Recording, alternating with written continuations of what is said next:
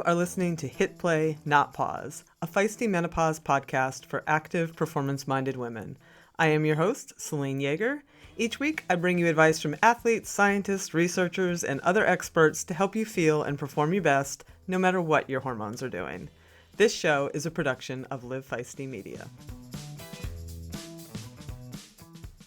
Hello, strong, feisty women. I hope you all are well. So, as we speak, I am sitting here trying to remember to relax. And not just in general, though I need a daily reminder to do that for sure, but specifically to relax my pelvic floor. Because I think I've been clenching it since about 1992, 3? Seriously, as women, especially in our demographic, we have gotten endless messages about how important it is to do Kegels. To do them in your car, do them in the office, do them while watching TV. And for a lot of us, like yours truly, we have spent hours tensing those muscles all the time. Like, say, when we're out there training and racing with no opportunities to take a nature break. And well, guess what? That's not great either. And having pelvic floor muscles that can't relax can cause as many problems as having ones that struggle to contract. But too often, all of this gets missed when women have pelvic pain, pain with sex, constipation, incontinence, and the array of pelvic floor issues that way too many of us have and way too often get written off as just aging, quote unquote, aging, or attributed to the wrong things. And all of this can be a big barrier to being active and enjoying the sports and exercises we like to perform. So I was very grateful when board certified women's health physical therapist Ingrid Harm-Ernandes, author of The Musculoskeletal Mystery, How to Solve Your Pelvic Floor Symptoms, reached out to be on the show. I'm going to keep this one relatively short in the intro here because we take a deep dive into all of this, specifically how the genitourinary syndrome and the musculoskeletal syndrome of menopause interact and collide sometimes at this time of our lives, and importantly, what to do about it. Ingrid has more than 40 years of experience in this field, including practicing with Duke University Health System and contributing to national pelvic floor research through the Pelvic Floor Disorders Network. Through her clinical work, writing, speaking, and the Pelvic Detective YouTube presence that she has helped demystify pelvic floor dysfunction and address issues like incontinence, prolapse, pain with sex, and menopause-related changes, and empowering women with all this knowledge for better care and to take care of themselves. So I hope you enjoy this one as much as I did. Before we get to it, give us a follow at Feisty Menopause on Instagram and Facebook. Coming into our private Hit Play Not Pause Facebook group with about 36,000 other women just like yourself. Click on the link in the show notes to sign up for my free Feisty 40 Plus newsletter. And a million thanks for the kind reviews and 5-star ratings that continue to come in almost weekly that are helping us continue to grow this show. Very quick thanks as we head out here into the show to NutriSense for their longtime support of Hit Play Not Pause.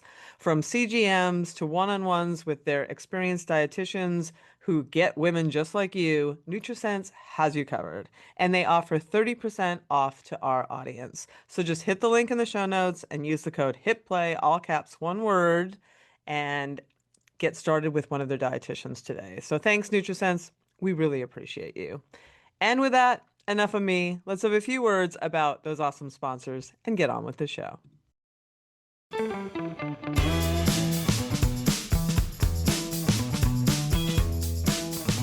All right, Ingrid, welcome to our show. I'm very excited for this conversation because, as was very illuminative before I hit record, there's a lot of confusion around the pelvis, the pelvic floor, what all this is. It's kind of like a black box internally, but it causes a lot of problems. So I'm glad you're here.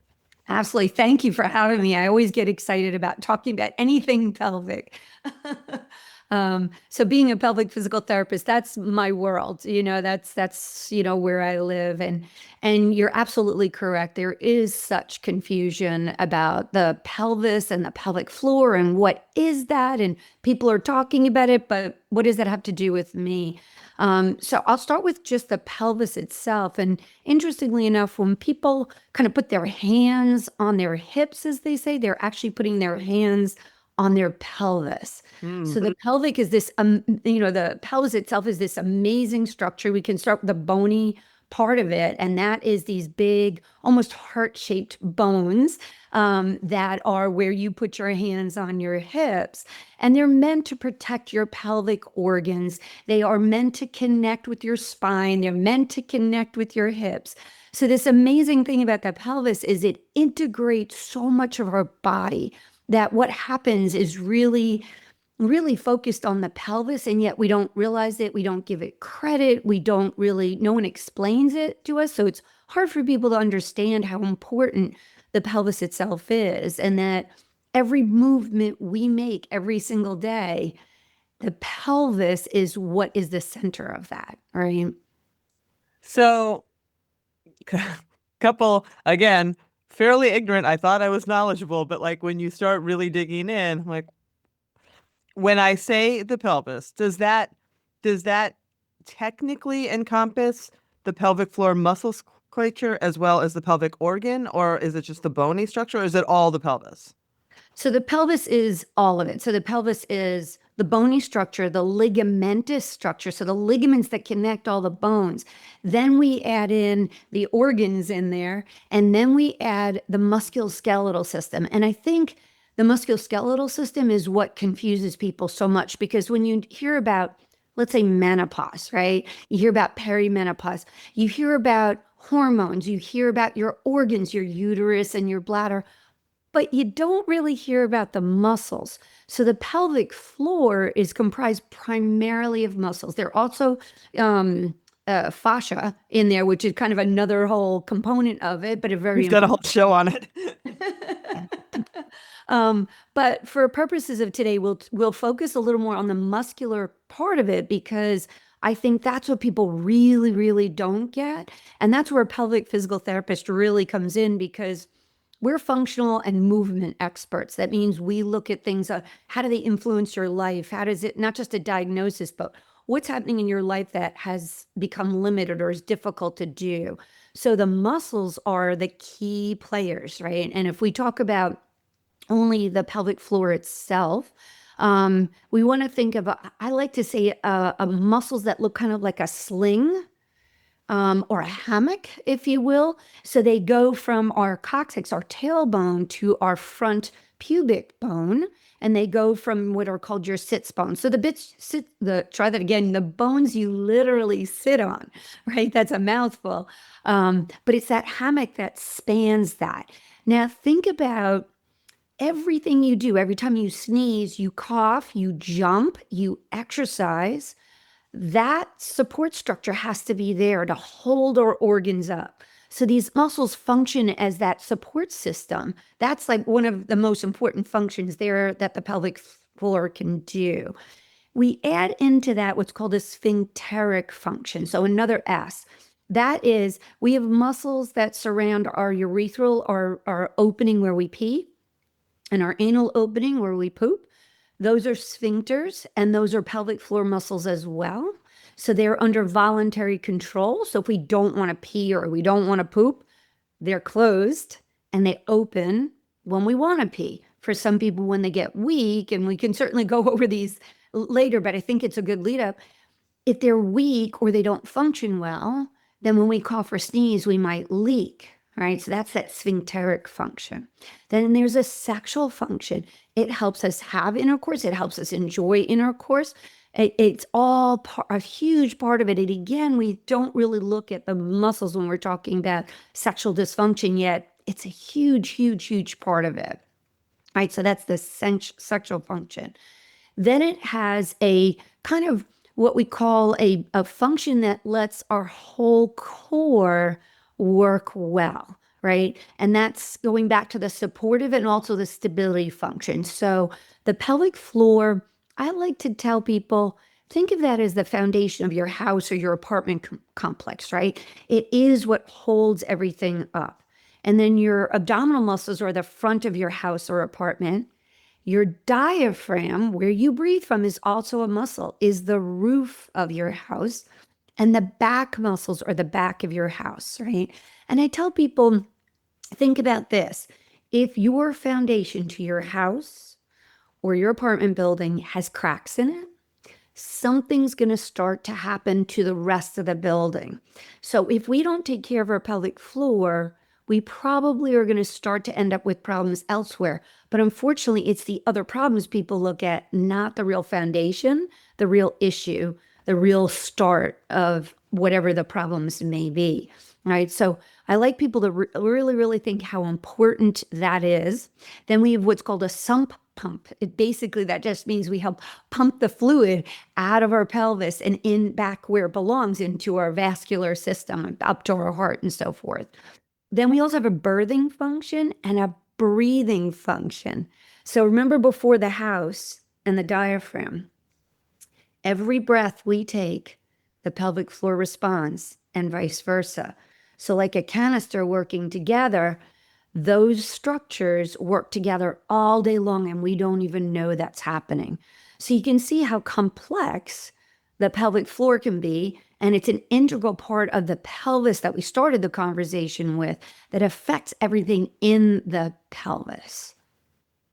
I have so many questions. So let's start with, before we go too much further, what are those actual organs that we would consider pelvic organs? Sure. We have our bladder, Mm-hmm. we have our bowel, and we have our uterus, are the main structures that are part of it. And it's important to think about that, because when we start talking about conditions that happen, a lot of times we say, well, if I have an overactive bladder, that's just the bladder and nothing else, when actually the pelvic floor has a huge influence on it. Same with our bowel, our uterus. They all are integral structures, and they actually crosstalk with each other. And some folks who have some pain conditions can start to have a very confusing like setup of, I don't know where the pain's coming from. I don't know where the problems are coming from. So we have to think of all of this as a unit that definitely one part impacts the other. They are never an individual structure. Instead, they influence each other. Interesting. So the pelvic floor and all those structures that you were talking about, the foundation, the house, the hammock, they are striated muscle. They're muscles, right? They are. Yeah. So the pelvic floor is striated. It has slow twitch and quick twitch fibers. And when we talk about exercise, this is something, we commonly talk about. But people like, wait a minute. We have slow twitch and quick twitch fiber in our pelvic floor. Absolutely. We have about 75% slow twitch and about 25% quick twitch in our pelvic floor. And as we get older, our quick twitch fibers are the ones that have more difficulty. So unfortunately, we become more and more prone to issues if our pelvic floor is weakening or its function is not right where we want it to be. Yeah, I just had a light bulb go off there, because I just wrote about fast twitch fibers and where that intersects with midlife and menopause, because we can take a little slight tangent to the left here and talk about the musculoskeletal syndrome of menopause, because that has to be also affecting these muscles and structures in the pelvic floor, correct? Yeah, so the musculoskeletal syndrome of menopause, that the whole phrase and the idea just came out last year. Yep. And it's fascinating, how it's finally putting together that when people are going through, perimenopause or the menopause transition, you'll hear kind of both terminology.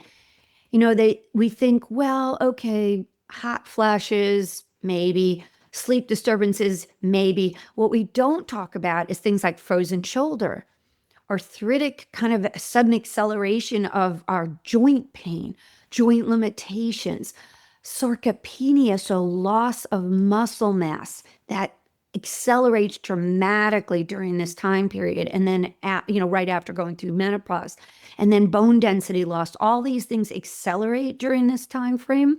So it's something that what this phrase lets us do is say, well, this really does happen during this time period, and there really is a reason to treat it. Not like, yeah, you're going through perimenopause, live with it, right? That's what, unfortunately, for decades and decades, women were told, just go live with it. You know what happens? And it's like, no, no, please, you can get treated. But even within the scope of this musculoskeletal syndrome that we're talking about, there's maybe one or two lines devoted in this paper on GSM, which is genitourinary syndrome of menopause, mouthful. So we'll say GSM.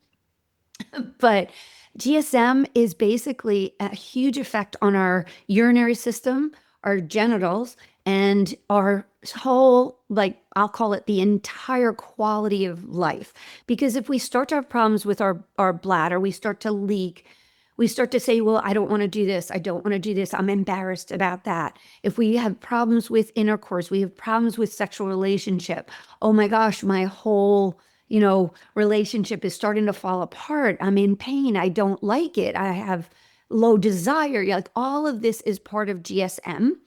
And so what I'd like, and I've talked to a couple of the authors on the papers, like, please, please, as you go forward, include GSM so much more because they're muscles. So it's part of this musculoskeletal syndrome. It's part of this musculoskeletal mystery that I always talk about because people just don't know. No one's ever taught this. How do people know, right? And so that's where I stand on my soapbox. I'm like, please, let's work on it. Let's consider it and let's get it treated. Let's not think you just have to live with it.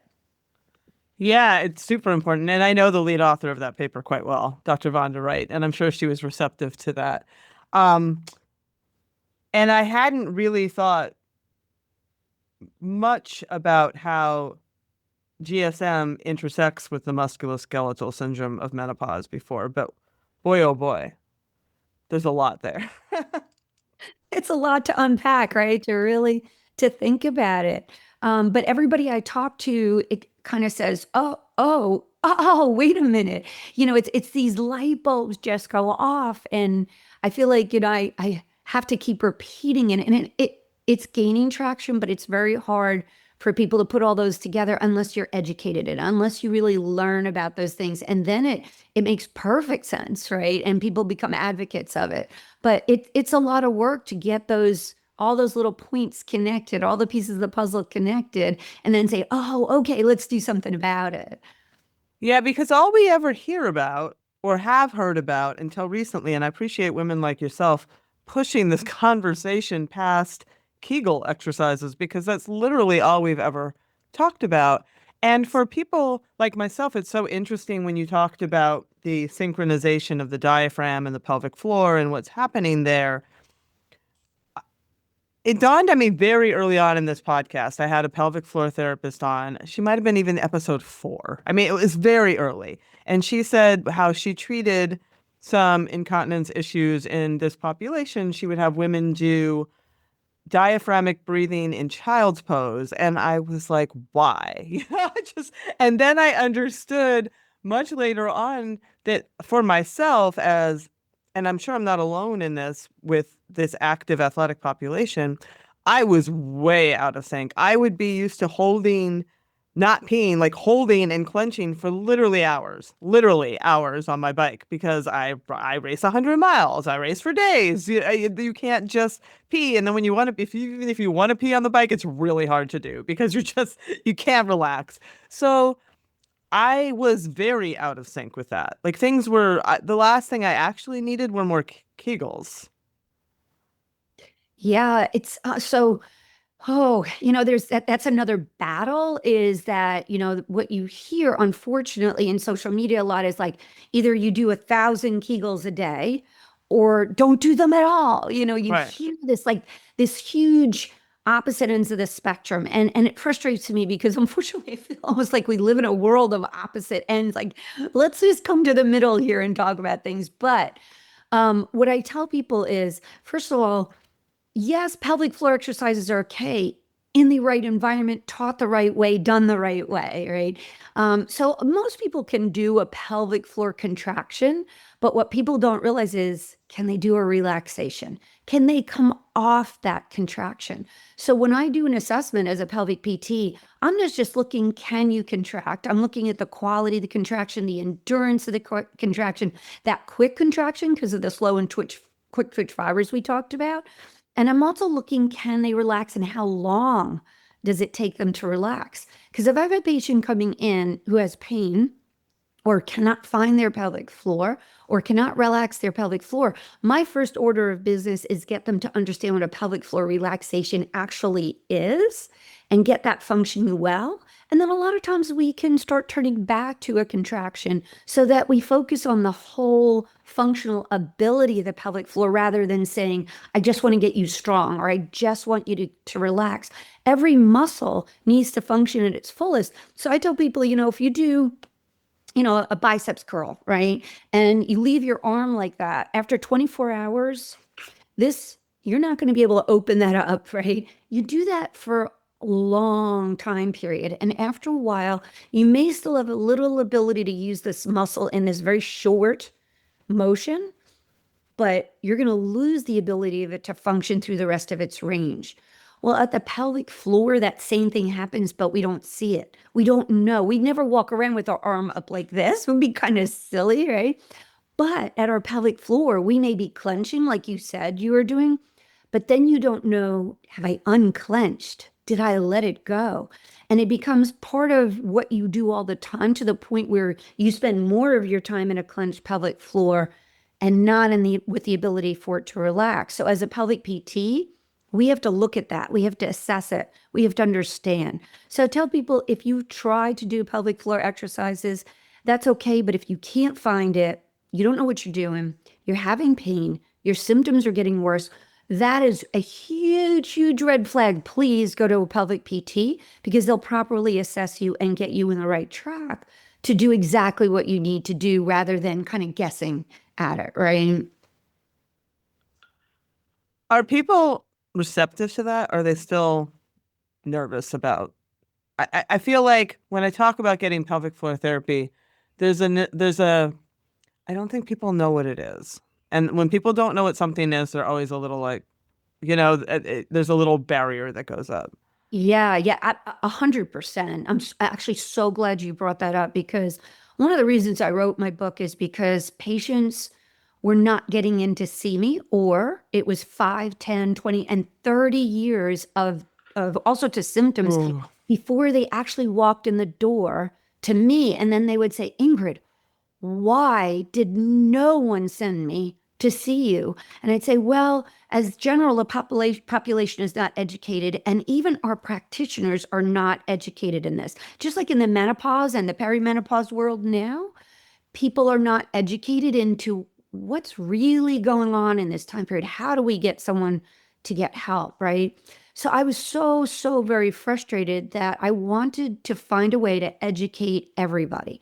So that doesn't matter whether you're a layperson, you have a loved one who has problems, you're a practitioner yourself.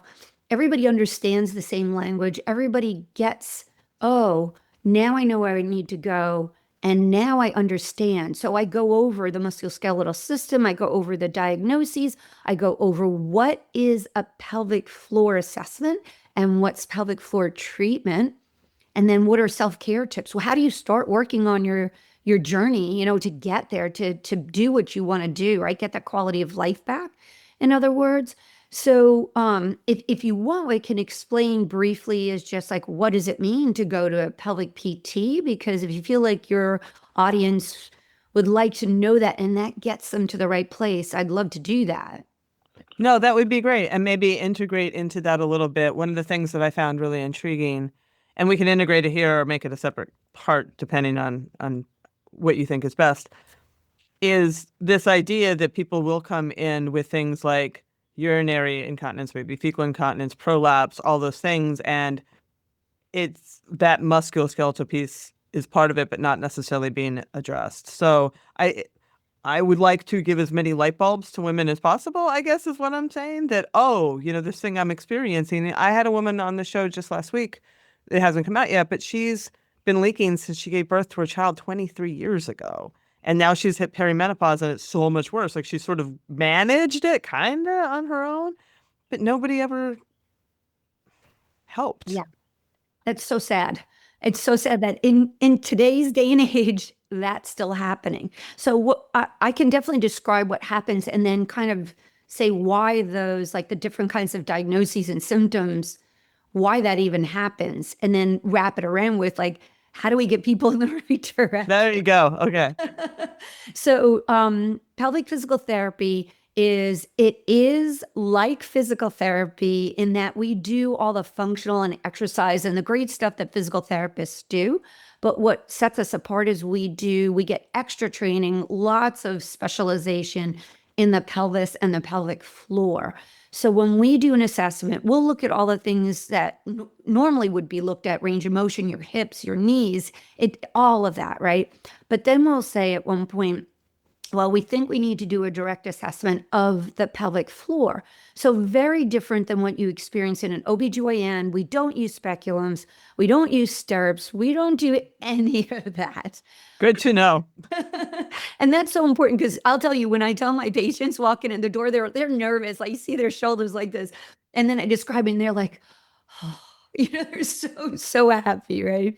So what I do is I take my model, which is kind of like this here behind me, and I explain exactly what you explained to your audience before. What is the pelvis? What is the pelvic floor? And then what I'm going to do, and I can see automatically like, oh, I'm so glad you explained it. I understand now why this is so important. And then if we do decide together with the patient on informed consent, what are we going to do? I will say, this is what the exam entails. And then I may use one glove finger and vaginally or anally, just depending on the patient and their diagnosis and what they can tolerate, right? That's super important. What can the patient tolerate? We look at the musculature and the fascia internally, because when I do a palpation, I can find everything from pelvic floor muscles to hip musculature, like the piriformis and the obturator internus. I can feel the cervix. I can feel the bladder. I can feel the urethra. I can feel all these cool things and the fascia that goes with it. And I can determine, wow, you've got tension, you've got trigger points, you've got muscle pain over here. You have weakness, you have endurance loss. You cannot relax your pelvic floor. So by the time I'm done with this assessment, I have 100% really good idea. When we start your program, it's going to look like this. So you aren't sent home doing Kegels, and I actually ban the word from my clinic. Once we say it in the first session, I'm like, okay, you're not allowed to say that anymore. It's pelvic floor contractions, pelvic floor relaxation, because it takes this kind of feeling that people have about Kegels, like they have to do them as strong as they can, and as many as they can. And I don't want that. I want a very quality level pelvic floor contraction and relaxation that is right for that patient, for that individual, not for the next person walking in the door. Because I will tell you that as a physical therapist, I might get two people with the same diagnosis, but I treat them differently. And that's like what's called now the biopsychosocial model, but I've been Yeah. doing that forever. It's like, what is right for you in your life, whether you're 21 and have two kids, or you're 80, you're retired, and you're able to do other things, but you're restricted by these things, right? So I craft that program exactly accordingly. And that's super important to know for people too, is I'm not taking a cookie cutter recipe and treating it. What can you do? What do you want to do? What are your goals, right? And that's important for people to know, that a pelvic physical therapy is going to look at the patient's goals and figure out what we can do together, right? So that's just that whole assessment. I know that that's huge just in itself, but I want people to realize that we don't have to do the internal if the patient's not up to it, if we don't feel it's appropriate at the moment. If we need to go back to it later, that's great. There's so much we can work on in the entire pelvis that's not a must. And I think that worries a lot of people, as if they're saying, I'm going to have this. No, that's a discussion you have with your pelvic PT over whether it's appropriate or not. Right. So that's just one section. The treatment itself will include everything from the pelvic floor exercise, the appropriate exercise itself, techniques you can do at home, because we want people to be independent. So we may use something like a dilator or a wand, which is a method of stretching the musculature and the tissues and the fascia, or reaching a trigger point internally so they can treat themselves. They can get rid of internal pain on their own at home, which I think is awesome. All right, so we may do that. We may do biofeedback, where there's a computer screen and we have an internal sensor or external little pads. And as they do contractions, the biofeedback unit kind of records that electrical activity of the pelvic floor, and it translates it into a graph on a screen. they can actually see their pelvic floor contract and relax on the screen and have a visual or an auditory assistance to doing the pelvic floor contraction. Then we have behavioral techniques. So in other words, what does that mean? Let me do a good example. So there's something called a keyhole syndrome. What it means is that when someone arrives home, they're ready to Oh, put I the know. key in the door, and all of I a have this. sudden, so that isn't, oh, my bladder filled in a nanosecond. That is almost like what I'll call a Pavlovian response. It is, I know there's a bathroom. It's a clean, safe bathroom on the other side of this door. And every time I come home, I have to go. So after a while, the brain signals the bladder to start to contract long before you're at the toilet. So people start to have urgency and then eventual leakage, and they can't even get to the bathroom anymore. So we teach them ways how to stop getting that cycle in gear and learn how to control it and then get to the bathroom. Or if they're out and about shopping and they suddenly have urgency, how do you prevent that urgency and eventually not even have it at all? So those are behavioral changes. I We was going to might say do that sounds like cognitive behavioral change, actually. exactly. We treat the brain as well as we treat the pelvic floor when we're doing all of our treatment. We have to kind of change sometimes the way the brain perceives things. That's everything from pain to urgency, which, by the way, are very close together in the brain. That urgency is actually the centers of the brain that deal with urgency are the same with anxiety and pain. Really, really cool, right? When you get into the nitty gritty of like functional MRIs and how they look at how the brain functions. So we treat the brain. Right. Interestingly enough, I tell my folks, I'm treating your brain as much as I'm treating your pelvic floor, because we have to have people try to reformulate the way they do things in life to stop patterns that are causing more trouble and start patterns that are helping them. Right. We might do dietary changes, fluid intake changes. And in sports, we know that fluid intake is hugely important. But when people have leakage, they start to restrict their fluid intake. And that's the reverse. That actually irritates the bladder more. So these are what I'm talking about, little like tips and tricks and ability to do things in your daily routine that a pelvic physical therapist sets up for you. So it's so much beyond just showing you how to do a pelvic floor exercise at Kegel.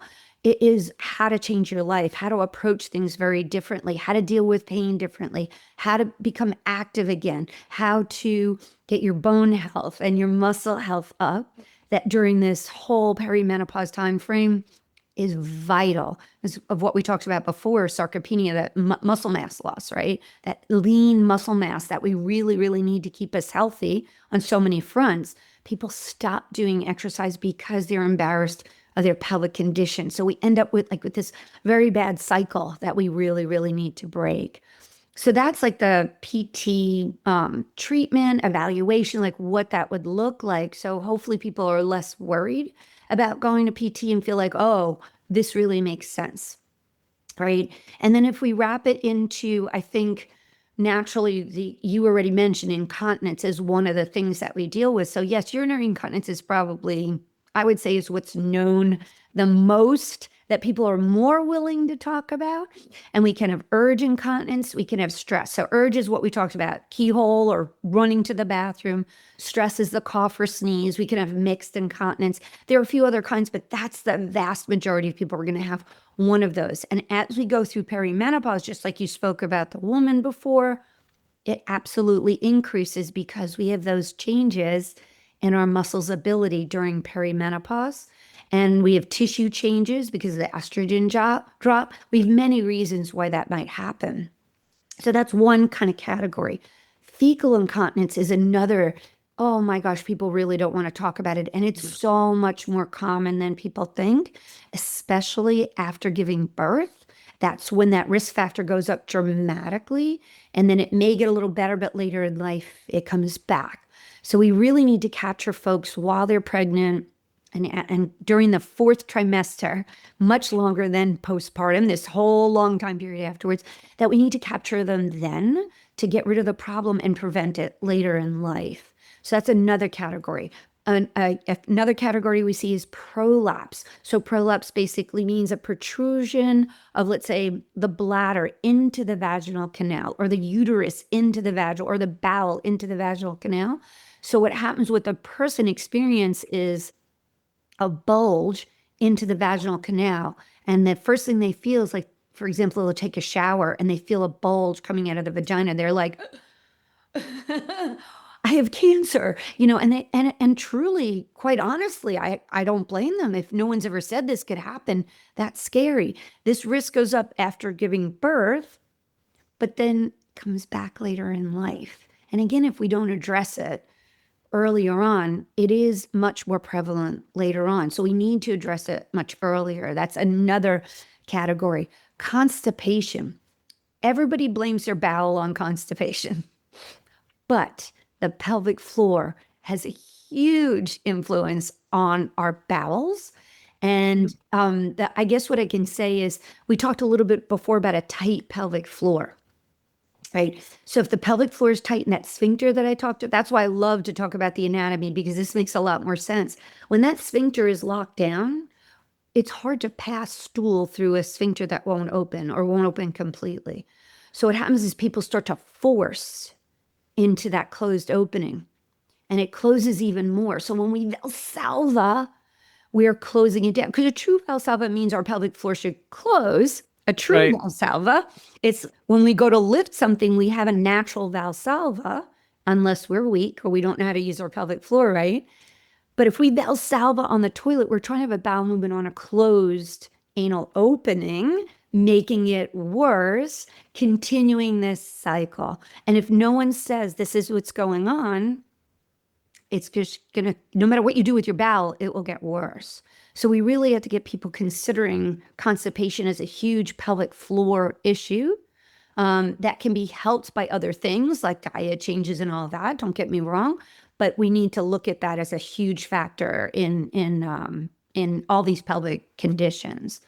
So that's another category. And then there's a huge, huge category called pelvic pain. And that just, oh my gosh, that encompasses so many different things. One would be sexually related, so pain with sex. And this during perimenopause is a big, big factor, because what everybody says is, well, I have dry tissue, because I don't have estrogen, I have dry tissue. But what they don't look into, that if the muscles are tight, you will have pain on intercourse. If the muscles, so it's so different, people, oh, I have a tight pelvic floor, that's great. Nope, it's really not great. When we have intercourse, we should have a highly functioning pelvic floor that can open and close, relax and contract and do all of that. If it's just tight, it can't do that. So when we try to have penetrative intercourse in particular, we're rubbing over the tissues and we're making them irritated. So it can feel like dry tissues when it's not necessarily dry tissues, or it can be dry tissues making the pelvic floor tighten up. And now we get a cycle, right, where it's tightness. Then someone says, the last time I tried that, that was painful. And the brain says, I don't think I want to do that again.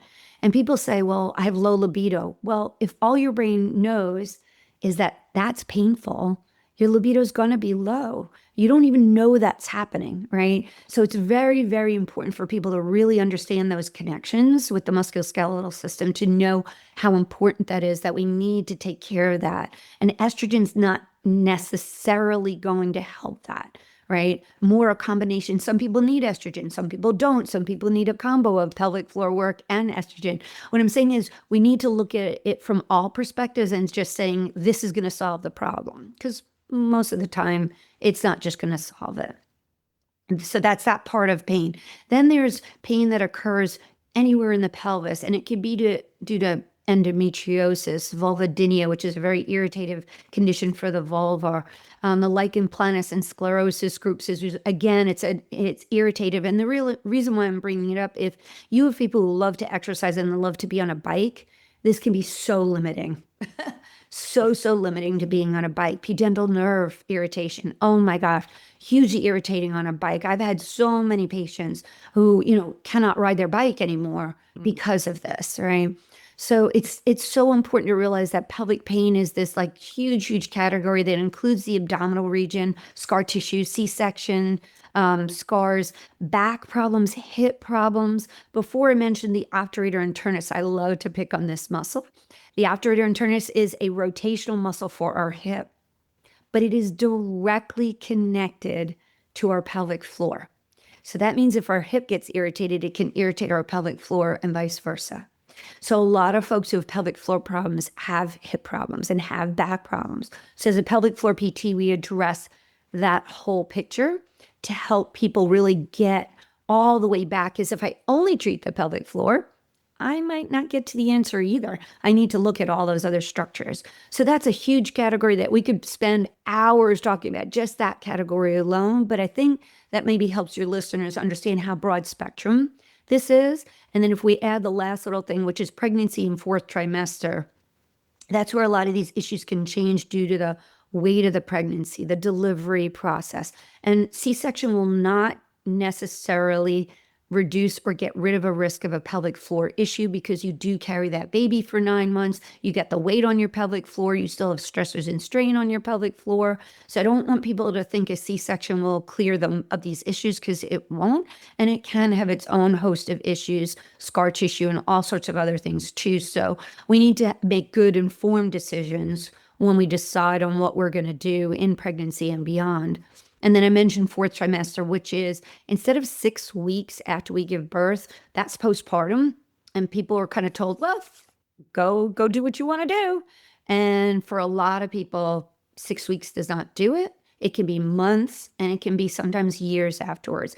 And then we move from what I call the continuum of life, pregnancy, fourth trimester, and we're having babies later, right into perimenopause, right into menopause and postmenopause.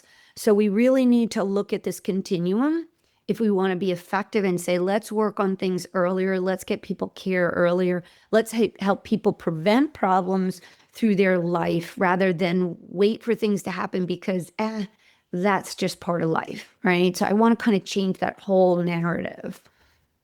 Yeah, I think that's super important. I was going to ask about the later pregnancy because we have a lot of people in our audience, late 40s or late 30s, early 40s, having babies and then sliding straight into perimenopause. And part of me was wondering if those tissues are more vulnerable at that point as we're sort of getting into those later years. Yeah, they are, our system is set up that, after we're about 20 or so, we are naturally going to start to have things like muscle mass loss and so forth.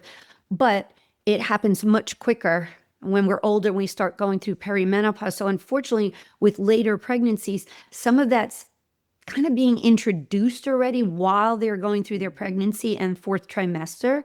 And then if, they go through early perimenopause, which can be as early as 35, right? That if you have, usually it's like a surgical or a medical issue or smoking or something that causes this early. But for most people, somewhere between 45 and 55 is the average, right? And you've people who are starting earlier, people later, but that's an average. So let's say someone has a child at 41, 42, and now is going through that fourth trimester at 43, 44, they're already very well kind of on their way. So it becomes hard to distinguish with what's going on. Is this due to giving birth or is this due to perimenopause or what's going on? So I think, having practitioners understand that earlier to say, well, let's look at all the symptoms. What do we do? What do we start doing? Now, for me, exercise, activity is so huge. It's even been shown in literature that you can have a reduction in vasomotor symptoms, so hot flashes, by exercising. You have an increase in bone density, not just, oh, we're going to stop a loss. You have an increase in bone density with exercise, increase in muscle mass rather than a loss in muscle mass. So we're talking about not just stopping or halting what we might call an aging process. We're actually improving it, right? But we are a sedentary population. It's sad. We're a sedentary population. So how do we get it across that? You don't have to be a super athlete. There are little things you can do during your life that will help you with those things, that will change those things, right? So I think it's so important to really recognize how this, for women in particular, this continuum of life is something that we really need to look at and really need to address. So people think it's a natural thing to do, not, oh, I've got to do this. It's something that if you start earlier, I think it's easier to stay in your life, but you can start it. I've had patients in their 90s and they do great. Starting pelvic floor exercises and other activities, they do great. So it doesn't mean you can't anywhere in your life, but it's a little easier if you've incorporated things earlier.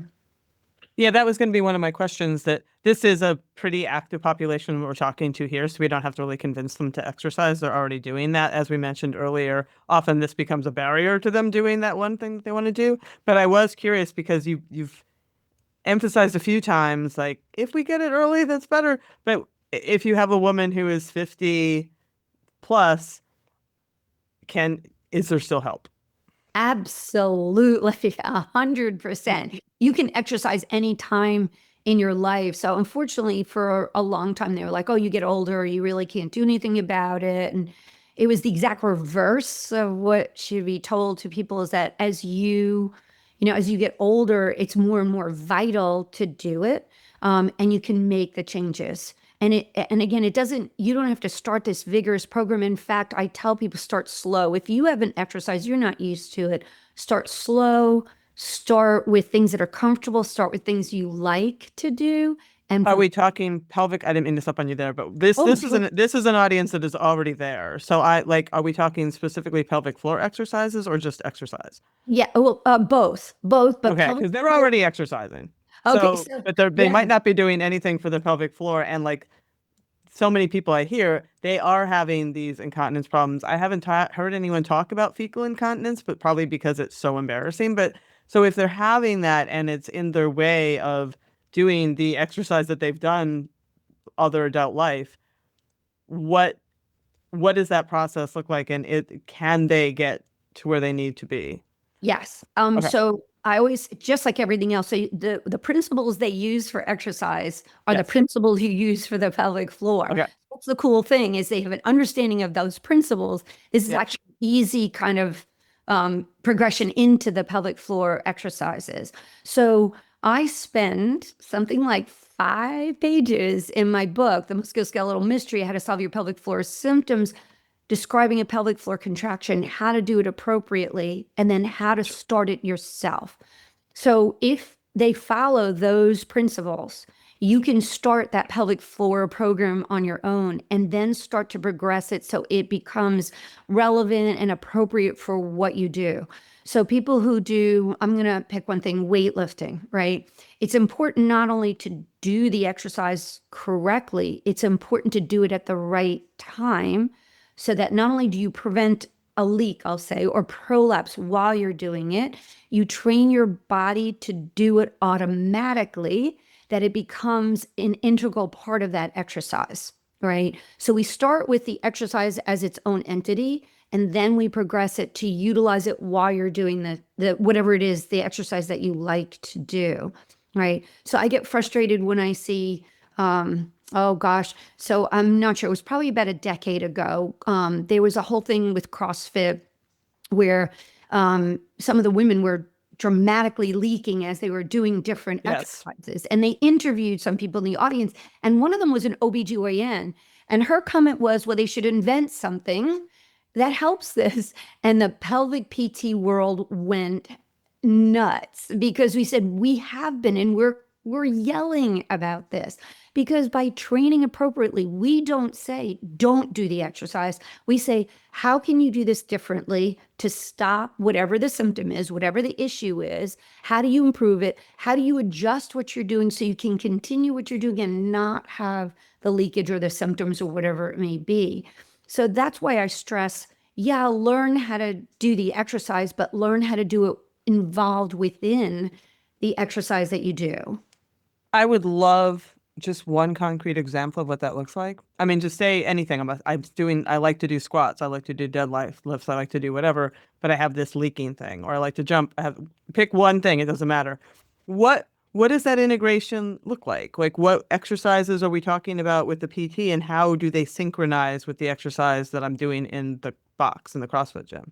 Yeah, perfect. Perfect. So I'll take jumping because jumping is a big thing, right?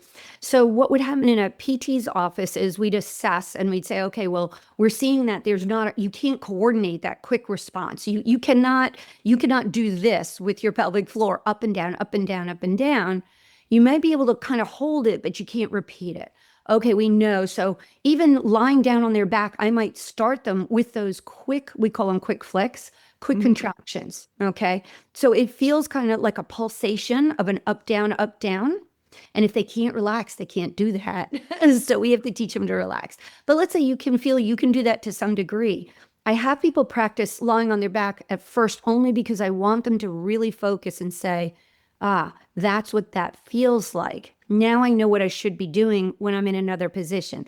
Now we go to sitting. Can I do that same thing in sitting? Can I do 10 in a row effectively in sitting? Now can I do that in standing? Ah, I can feel it in standing now. Cool. And I don't have my buttock in there. I don't have my abdominal. I don't have my face in there. I don't have my toes in there, right?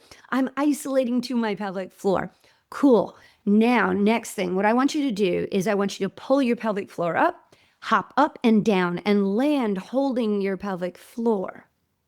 Okay, we can do that. Now, what I want you to do is I want you to try a hop, let go. So each hop becomes a contraction. Okay, cool, we got it. Now, what I want you to do is we're working on endurance contractions at the same time, right? So they're also learning how to hold longer.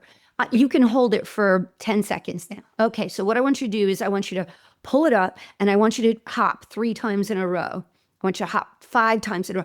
And what we're doing is progressively, just like all other exercises, you are training into the ability to be able to do this under longer and longer terms. And then what happens is you do that so often that the pelvic floor actually starts doing it when it should be doing it. And that's what we want at the end, is not that you have to think, okay, I'm going to do this. I've got to pull. A lot of muscle motor planning, right? Like, okay, Sorry. it's like a Right. golf swing. All right, Yeah. contract. How many different things do I have to think about at one time, right? So I don't want people to have to think about it, but this is how we have to start. And you mentioned golfing. I've had golfers in where I've had them hooked up to biofeedback because they just can't coordinate that swing, that oomph with the swing. And I've got to get them to do a real concerted pelvic floor contraction so they don't leak, right? I've had trumpet players, violin players, and they, Oh, okay. to help them coordinate all of that, we do it. So it really doesn't matter kind of what the sport is. We have to be able to get them to coordinate it for it to be fully um, to effective, right? So the lady you said, well, she's tried. Two things that happen when I hear people say they've tried is one, when they come in and I do an assessment, not only are they not doing it correctly, they're often doing the reverse of what they should be doing, and they're making their symptoms worse, right? Yeah. And the other is no one's taught them how to use it, and I should say when to use it. So how to use it appropriately when they need it. So they don't have that integrated. So even though they might be able to do some contractions, they're still not using it when they need it. And so those are just like, I think is jumping is the greatest example because that we need that for our bone density, health. And so you're hearing more of that on social media, but not necessarily, hey guys, we need to work on your pelvic floor if you're going to do more jumping. Yeah. I could talk to you for days. I love all of this. It's been super, super illuminating. I think as we get to the top of our hour here together, is there anything, last message, condensed message that you would like to leave our audience members with about everything we talked about? Yeah, No pressure. yeah, I'm like, put all that, yes, condense it all together. But I think one thing I like to tell people is don't feel alone, right? That's how I start the whole book is don't feel alone. You're not alone because a lot of folks do feel like it. Like I said, maybe incontinence is being talked about urinary, but not fecal, not constipation, not prolapse, not pregnancy. All of these things are not being talked about. And so when someone feels like they're the only one, then they're not going to ask for help.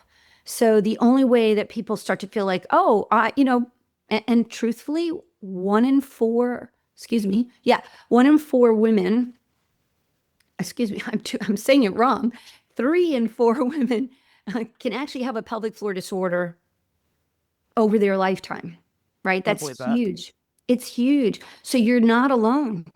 There are so many people out there that have these conditions that we really, really need to say, it is an issue. It is something that can be treated. I can get help for it, or I can start doing some self-help things. I can help myself. I can help a loved one. I can change the narrative, right? So I'm an advocate, but I want everybody else to be an advocate and realize they're not alone. Take care of yourself, help take care of other people. The pelvic floor and the pelvis, like we started the whole conversation, is the center to it all. Amen. And as you're talking, I just keep thinking it should just be part of our standard training, especially as people like myself and an active population who has coaches and personal trainers and all the things and have exercise programming. I don't think anyone has ever told me how to integrate my pelvic floor into my exercise programming, but it seems like common sense since it is synchronizing with these. You talk about core training all the time, but how many people integrate the pelvic floor into their core training even?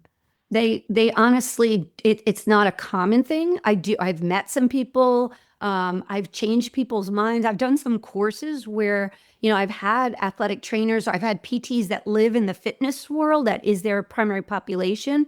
And they're kind of like, well, wait a minute, wait a minute.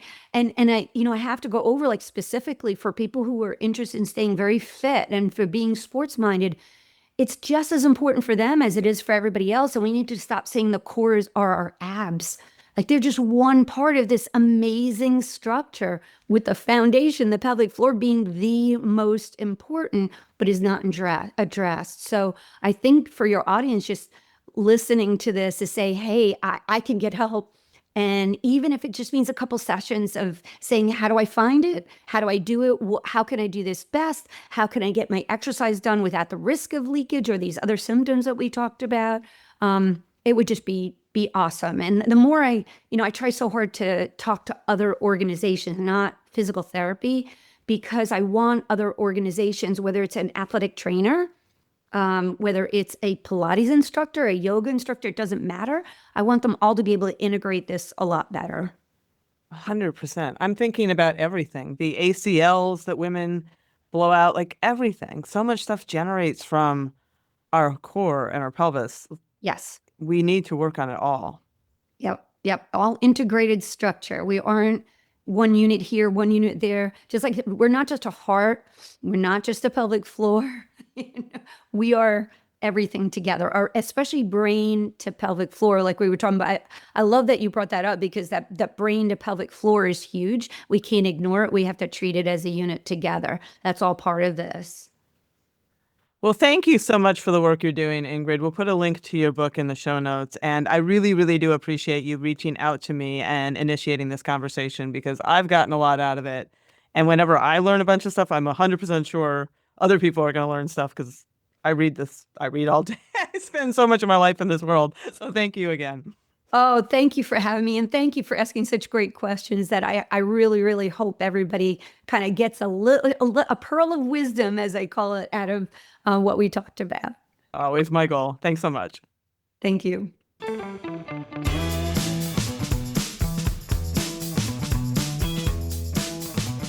Well, that's our show.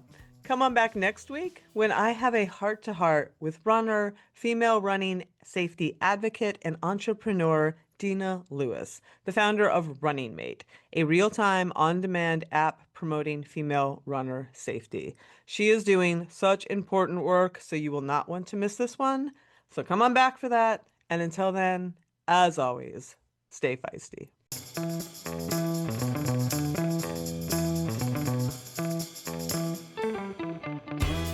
You've been listening to Hit Play, Not Pause, a feisty menopause podcast for active, performance-minded women. I'm your host, Celine Yeager. The show is edited and produced by the strong, talented, and amazing women at Live Feisty Media. Follow us on social media at Feisty Menopause, and please help us spread the word. Screenshot and share this episode on your social media channels with the tag @FeistyMenopause. Share the show with your friends, and please subscribe, like, review, and rate this show wherever you get your podcasts. Word of mouth and good reviews make it easier for other listeners to find. Thanks for listening, and as always, stay feisty.